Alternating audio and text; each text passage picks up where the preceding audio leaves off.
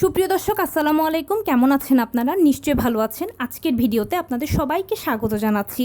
আজকে আমি আপনাদের সাথে শেয়ার করব ডেলিভারি ডেট যাদের খুব শীঘ্রই, তাদের জন্য খুব কিছু গুরুত্বপূর্ণ তথ্য। তাহলে চলুন মূল ভিডিওতে যাওয়া যাক। বাই দ্য ওয়ে, মূল ভিডিওতে যাওয়ার আগে একটা কথা বলি, আমি আমার চ্যানেলে pregnancy related, specially normal delivery related অনেক ইম্পর্টেন্ট তথ্য ভিডিও আকারে শেয়ার করে থাকি। এই তথ্যগুলো আমার পার্সোনাল এক্সপেরিয়েন্স ও আমার ডক্টরের সাজেশন থেকে নেওয়া। তাই আমার চ্যানেলটিকে যদি একবার আপনারা ভিজিট করেন, তাহলে আপনারা আপনাদের প্রশ্নাতীত মনের অনেক প্রশ্নের উত্তর পেয়ে যেতে পারেন। আমন্ত্রণ জানাবো আমার চ্যানেলটিকে একবার ভিজিট করে দেখার। এবারে চলুন মূল আলোচনায় যাওয়া যাক। আমি শুরুতেই বলেছি কিছুদিনের মধ্যে যাদের ডেলিভারি হবে তাদের জন্য আজকে কিছু গুরুত্বপূর্ণ তথ্য দেব। দেখুন, আপনি হয়তো এখন ডেলিভারি ডেটের খুব কাছাকাছি আছেন। এই সময়টা আপনার জন্য যতটা আনন্দময় ততটাই কষ্টকর। আনন্দময় এই জন্য কিছুদিন পরে আপনি আপনার বাচ্চাকে কোলে নিতে পারবেন। আর কষ্টের কথা তো কি বলবো, কষ্টটা এই সময় অনেক বেশি হয় মায়েদের অন্যান্য সময়ের তুলনায়। হাত পা ফুলে যাওয়া, হাতে পায়ে পানি আসা, এছাড়া বুকে পিঠে ব্যথাও অনেকের করে, আবার কোমরে ব্যথা করে, তলপেটে ব্যথা করে।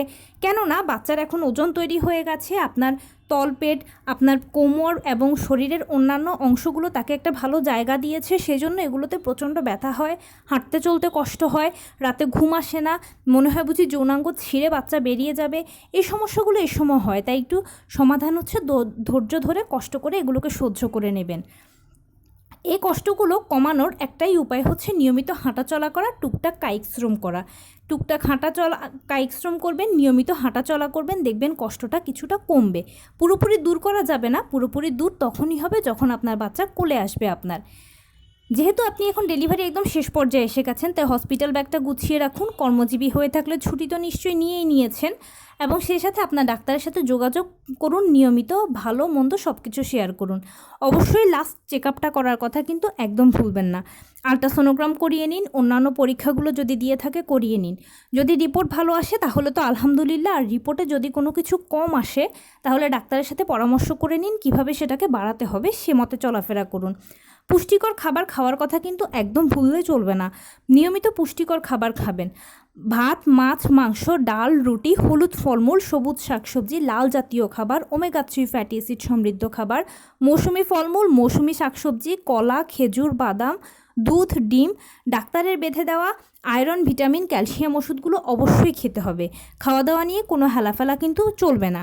সেই সাথে নিয়ম করে সকালবেলা ঘুম থেকে উঠে 30 মিনিট হাঁটবেন, এবং চেষ্টা করবেন কিছুক্ষণ এরপরে বাটারফ্লাই স্টাইলে বসে থাকতে। আবার রাতের বেলা ঘুম থেকে উঠেও 30 মিনিট হাঁটবেন, কিছুক্ষণ বাটারফ্লাই স্টাইলে বসে থাকবেন। পারলে দুপুরবেলাও একটু হাঁটাচলা করুন, টুকটাক কায়িক শ্রম করুন। অবশ্যই লো কমেটটা ব্যবহার করুন। লো কমেট ব্যবহার করলে আপনার পেলভিসের একটা ভালো ব্যায়াম হয়ে যাবে। এতে অনেক সময় কি হয়, পেলভিসটা সময় মতো সংকোচন প্রসারণ হলে আর সাইড কাটার প্রয়োজন হয় না, ইজিলি বাচ্চা বেরিয়ে চলে আসে। ডাক্তারের সাথে আলোচনা করে যদি আপনি সিজারিয়ান পেশেন্ট হয়ে থাকেন তাহলে অবশ্যই সিজারটা সময় মতো করিয়ে নিন। ডাক্তার যখন যে সময় দিয়েছে সে সময় করিয়ে নিন।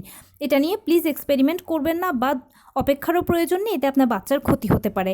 আর যদি আপনারা মা বাচ্চা উভয়ই সুস্থ থাকেন, মা ও বাচ্চা উভয়ই ফিট থাকেন নর্মাল ডেলিভারির জন্য, ডাক্তারও যদি সাপোর্ট করে, তাহলে নর্মাল ডেলিভারির জন্য তো অপেক্ষা করবেনই।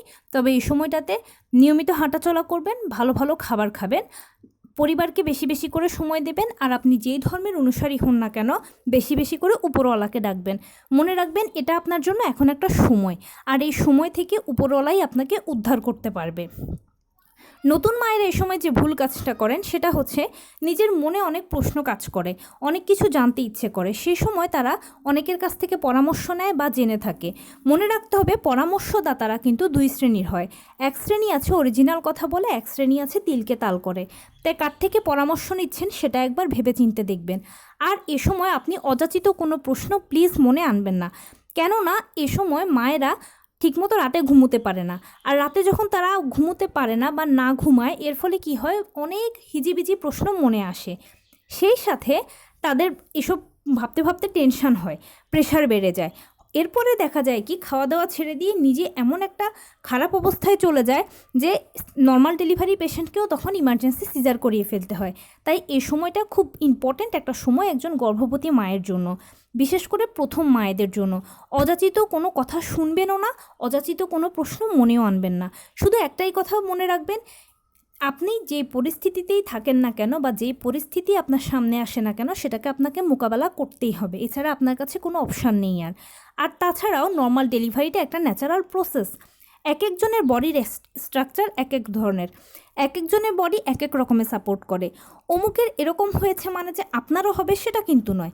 অমুক কোনো কঠিন পরিস্থিতিতে পড়েছে তার মানে যে আপনিও পড়বেন সেটাও নয়। কিন্তু এক একজন এক এক ধরনের, বডির ধরনও এক এক ধরনের, তাই এরকমও হতে পারে যে আপনি অমুকের থেকে আরও ভালোভাবে এখান থেকে ওভারকাম হতে পারেন। সেজন্য অযাচিত প্রশ্নও মনে আনবেন না, অযাচিত কথাবার্তাও শুনবেন না। সবসময় আপনি উপরওয়ালাকে ডাকবেন।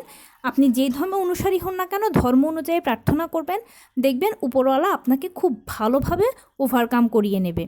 তো এই ছিল আজকের ভিডিও। কেমন লাগলো বলুন? যদি ভালো লেগে থাকে ও হেল্পফুল হয়ে থাকে তাহলে প্লিজ লাইক, কমেন্ট, শেয়ার করতে একদম ভুলবেন না। আর সেই সাথে আমার চ্যানেলটিকে সাবস্ক্রাইব করার বিনীত অনুরোধ রইল। পাশে থাকা বেল আইকনটি ক্লিক করে দেবেন যেন আমি ভিডিও আপলোড করার সাথে সাথে আপনার নোটিফিকেশান পেয়ে যান। যদি কোনো প্রশ্ন থাকে কমেন্টসে জানাবেন, আমি রিপ্লাই দেব। যদি কোনো পরামর্শ থাকে প্লিজ আমাকে জানাবেন, আমি আপনাদের পছন্দের সর্বোচ্চ প্রায়োরিটি দেব। ভালো থাকবেন, সুস্থ থাকবেন। আসসালামু আলাইকুম।